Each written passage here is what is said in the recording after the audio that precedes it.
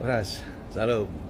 Saya advokat Dr. Toga Situmorang. Wow, para pembenci mereka langsung merepost, memposting dengan berita-berita yang substansi isinya bisa dikatakan 1000% hoax.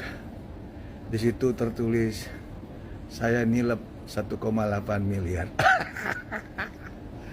Aduh, inilah kerja-kerjaan media yang tanpa konfirmasi. Enaknya nulis-nulis berita, nama lengkap, lantas juga foto saya, dan itu dituduh 1,8 miliar.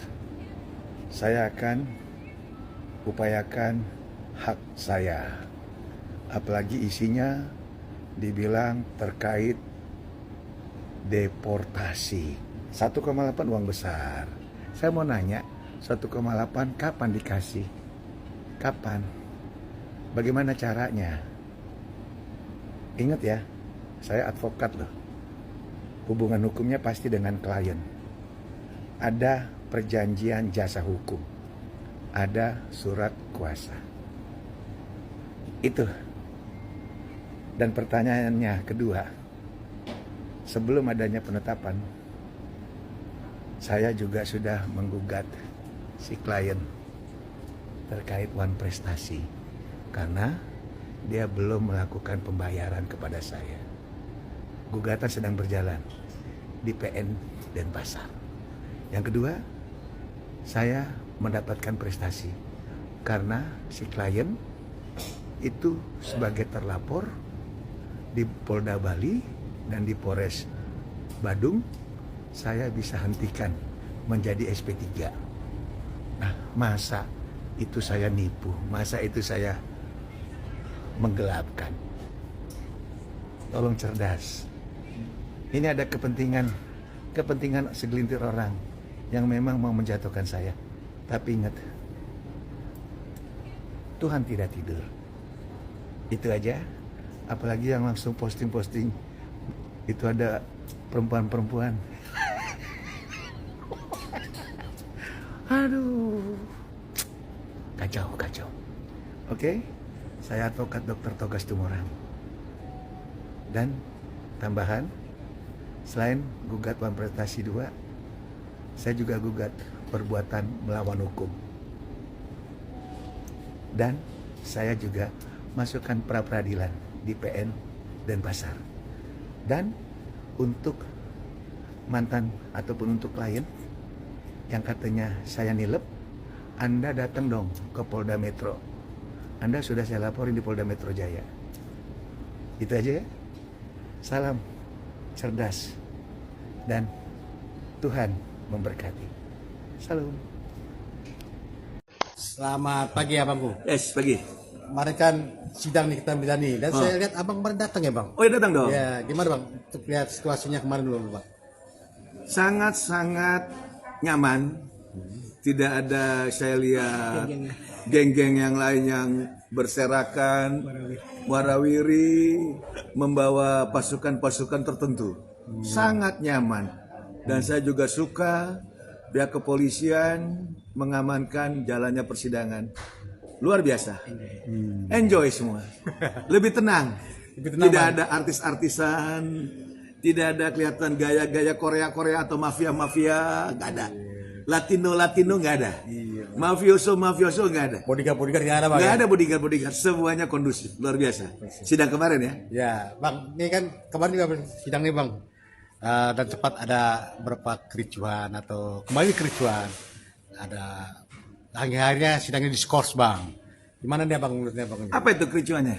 Ya tentang Nikita Mirzani protes ke JPU karena jawaban dia Doktif sebagai saksi banyak dipotong-potong karena diduga karena Nikita menguntungkan JPU gitu bang. Akhirnya terjadi cekcok adu mulut, akhirnya diskors. Diduga menguntungkan JPU. Iya, karena kan Doktif mau bercerita lagi tiba-tiba di-cut gitu loh. Diduga Nikita Mirzani ya bang. Ya. Akhirnya terjadilah cekcok bang. Gimana bang? Sebenarnya dalam persidangan peranan saksi itu sangat penting. Sangat-sangat penting.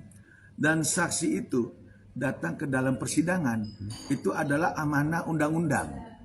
Bagaimana amanah undang-undang sehingga saksi dibutuhkan itu untuk menguak satu peristiwa adanya dugaan tindak pidana di dalam suatu peristiwa.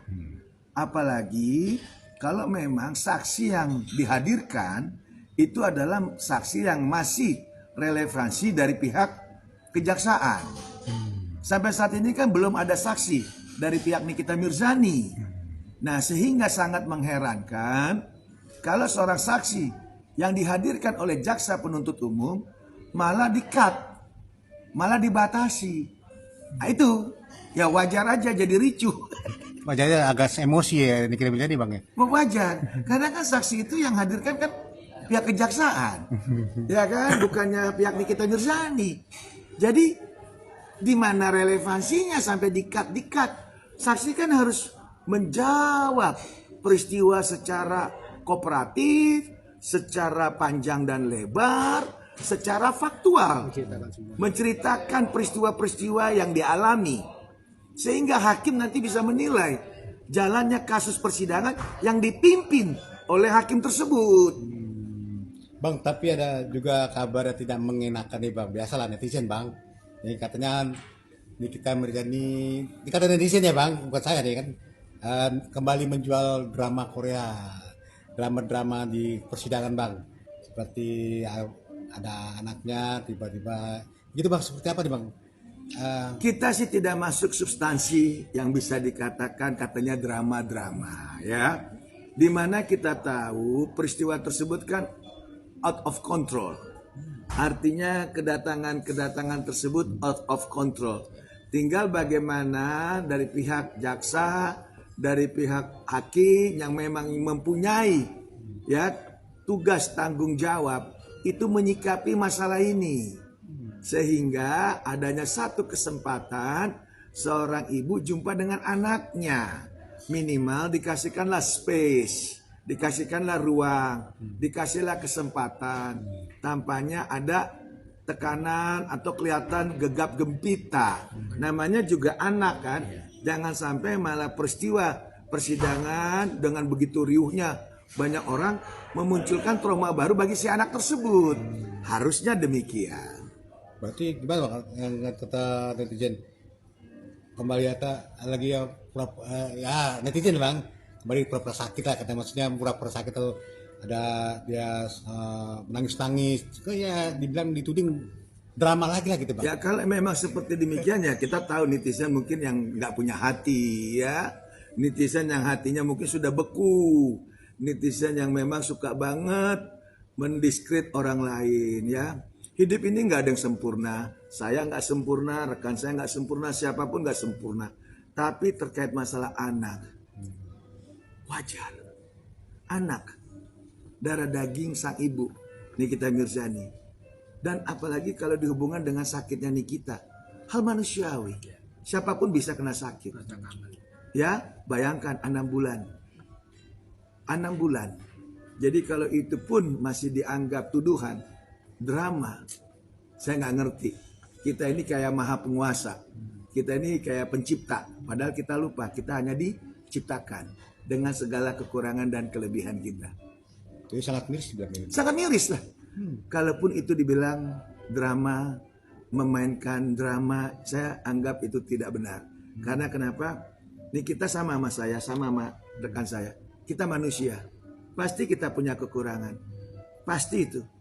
Dan apalagi menyangkut anak, itu akan membuat kita juga sedih, ya. Dan apalagi terkait masalah ini, siapapun di luar sana, siapapun yang kena masalah hukum akan takut. Apalagi dalam hal ini kita lagi berjuang untuk memperoleh satu keadilan. Siapapun, saya mungkin dari atau siapapun, kalau suatu saat kena permasalahan hukum, saya yakin dalam memperjuangkan keadilan itu sangat berat. Karena banyak manipulasi. Ya, banyak orang-orang bisa mengkondisikan. Itulah adanya mafia hukum.